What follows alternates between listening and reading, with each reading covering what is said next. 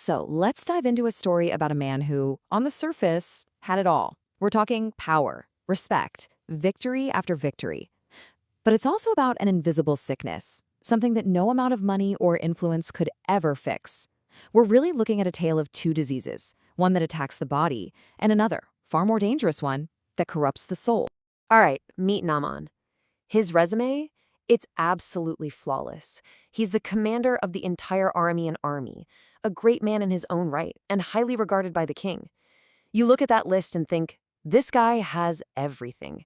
But then you see those four little words. But he had leprosy. And suddenly, all that power, all that prestige becomes totally meaningless against a disease that is slowly but surely destroying him. So where does hope come from when you're that powerful? Not from a royal court, not from the world's best physicians. Nope. In a moment of just incredible irony, the key to his survival comes from the most powerless person in his entire household, a young servant girl, a captive from Israel. And she's the one who says, there's a prophet back in my homeland who could heal you. Just a tiny glimmer of hope from the most unexpected place imaginable. Okay, so how does a powerful commander go about solving a problem? Well, he uses power, right?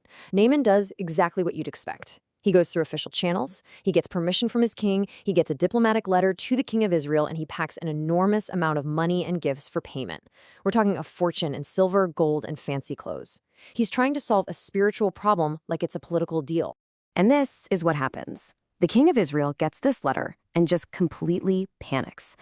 He rips his robes, shouting, "Am I God?" He thinks the whole thing is a setup, a political trap designed to start a war. Naaman's attempt to use his power and influence has just backfired spectacularly, creating a full-blown international incident. So while the king is freaking out, word gets to the prophet Elisha. And he just steps in with this calm, confident message. He tells the king, basically, relax. Send him to me. And just like that, the focus shifts. This isn't about kings and politics anymore.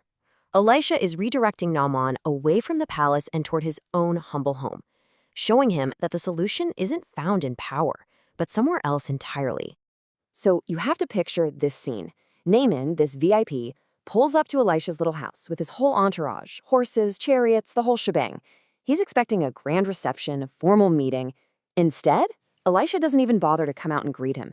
He just sends a messenger out with a simple, almost dismissive instruction. You can just feel the tension ratchet up. And Naaman is furious, absolutely livid. His pride is so wounded. He expected some big, magical ceremony.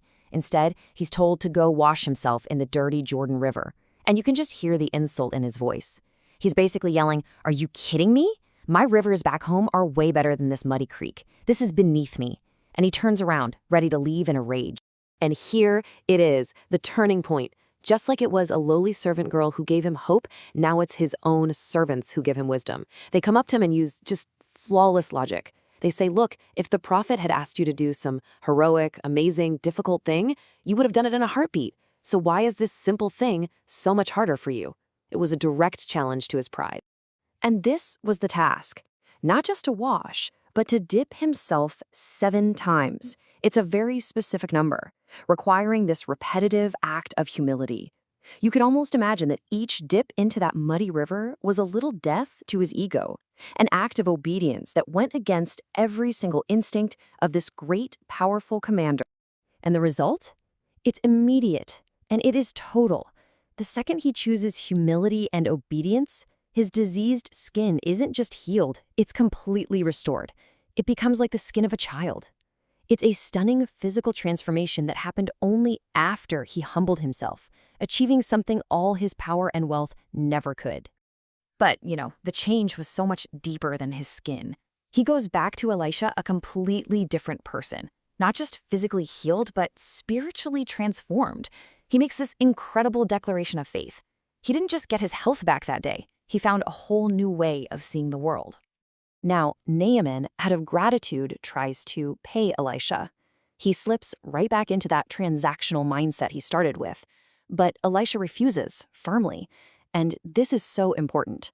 Elisha is making it crystal clear that this healing was a gift. It was grace. You can't buy it, you can't earn it, it's free.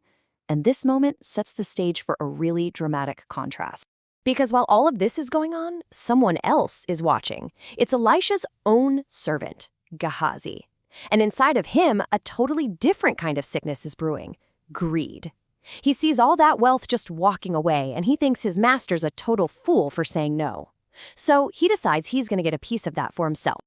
So he cooks up this calculated lie on the spot. He literally runs after Naaman's chariot, spins this totally believable story about some unexpected visitors who are in need, and asks for money and clothes, pretending it's for them. It's a cold, deliberate deception, and it targets Naaman's new sense of gratitude. And of course, Naaman, who is now just overflowing with generosity, is happy to help. In fact, he insists that Gehazi take double what he asked for, 2 talents of silver instead of just 1. Think about that irony. The very man who just learned that healing can't be bought is now unknowingly paying a fraud.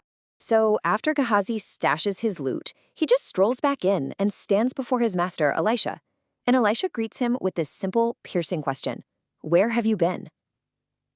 You can just feel the air go out of the room. This is it. This is Gehazi's moment to come clean. But he doesn't. He doubles down. He looks his master in the eye and tells a blatant lie, a simple denial. He really thinks his secret is safe. And right here, the trap springs shut. Elisha reveals he knew everything. He saw the whole thing unfold, not with his eyes, but with his spirit. Gehazi's secret sin was never, ever a secret. There was nowhere to hide. Elisha's rebuke here is just so powerful because it cuts right to the heart of it. He exposes the true depth of Gehazi's greed. See, this wasn't just about grabbing a little silver. This was about a desire for a lifestyle, for land and vineyards and status. It was a sickness of the heart that looked at a moment of divine grace and saw an opportunity for personal profit. The judgment is swift and the poetic justice is just devastating. The very disease that Naaman was cleansed of through his humility is now transferred to Gehazi as a direct consequence of his greed. He wanted Naaman's wealth, but instead he gets his disease. And the consequence is instant. It's visible. His internal sickness, that greed he hid in his heart, is now an external disease for the whole world to see. The story that started with one man being cleansed ends with another man being cursed with the exact same affliction. I mean, the contrast here just couldn't be any clearer. You look at them side by side. Naaman, motivated by a desperate sense of humility, obeys a simple command and is totally cleansed. Then you have Gehazi, motivated by pure greed, tells a complicated lie and ends up cursed. It's a story of 2 men, 2 very different choices, and 2 completely opposite destinies. When you boil it all down, this story is showing us that any true cleansing has to happen on the inside first. Naaman's skin was only healed after his pride was dealt with. And by contrast, Gehazi's internal greed literally became a physical disease, showing us that a spiritual sickness can be far more destructive than anything that just attacks the skin. And that really leaves us with a final question to chew on, doesn't it? The story forces us to ask ourselves, which condition is actually worse? The visible disease that makes you an outcast, or the hidden sickness of the heart, things like greed or pride, that corrupts you silently from the inside out? That's a powerful thought to end on.